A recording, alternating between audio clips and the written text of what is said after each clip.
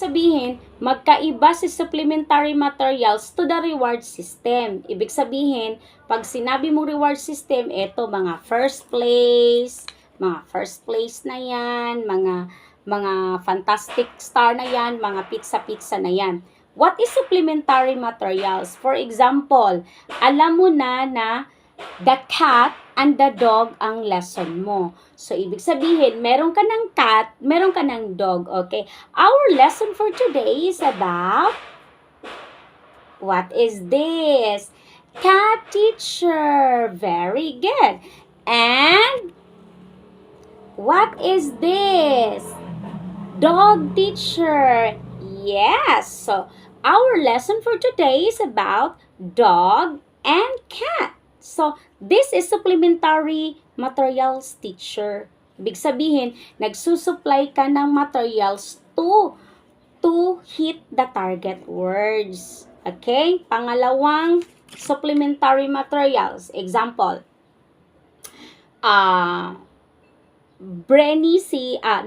hindi brainy si estudyante. Kunwari, teacher, what is potato? For example, teacher, what is potato?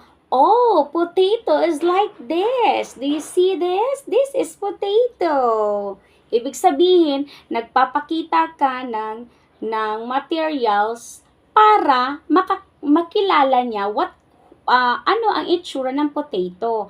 Pag nakita niya yan, sasabihin, okay teacher, I know that. Okay, di ba? Ibig sabihin, meron ka na namang supplementary materials to provide para makilala niya si potato. Okay? Pangatlong supplementary materials, example, gaya ng sinabi mo kanina, madali kayong natapos kasi brainy yung estudyante. So, for example, yung lesson nyo is about red. Okay? Natapos na kayo ng red. Okay. So, Lu, our color is not only red. There is also blue. Do you have blue color? Tapos sabi niya, yes teacher, I have. Let me or can you show me your blue color? Hahanap yan sila ng blue. Okay, wow, very good. Teacher Lu have also blue. Look. Diba? So, ibig sabihin, nag-input ka na ng blue. So, ibig sabihin, kilala na niya ang red, kilala na niya ang blue. Okay, so another color. We have, what color is this? Pink. Yes, pink. Oh, ibig sabihin, supplementary siya, teacher, to additional information, not only the red. Okay? Ganun siya. So, ibig sabihin, pwede tayong maglawig pa. Kumbaga, pwede tayong mag-activity na connected to the lesson. Okay? For example, sinabi mong red. Tapos 20 minutes na tapos na kayo. O, di paghanapin mo siya ng red dyan sa paligid niya.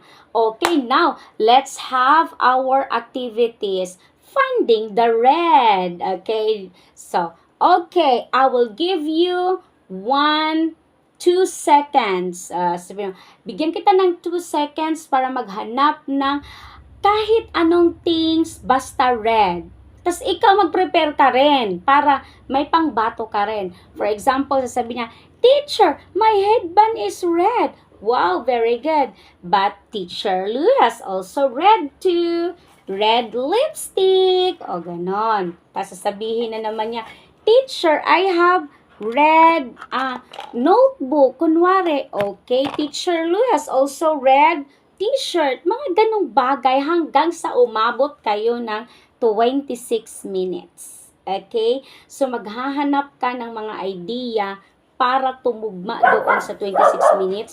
Hindi ka magkaroon ng email. Okay? Napagod ako ha.